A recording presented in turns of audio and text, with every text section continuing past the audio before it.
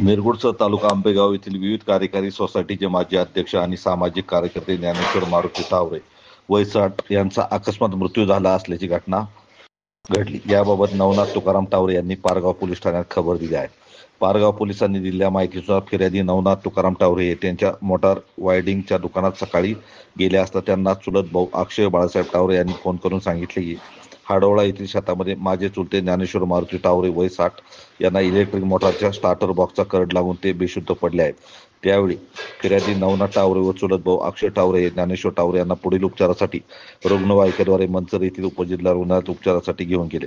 तेथील डॉक्टरांनी ज्ञानेश्वर तावरे यांना तपासले असता ते उपचारापूर्वी मयत झाल्याचे सांगितले. यावर पारगाव पोलीस ठाण्यात अकस्मात मृत्यूची नोंद करण्यात आली असून पुढील तपास पारगाव पोलीस करत आहे.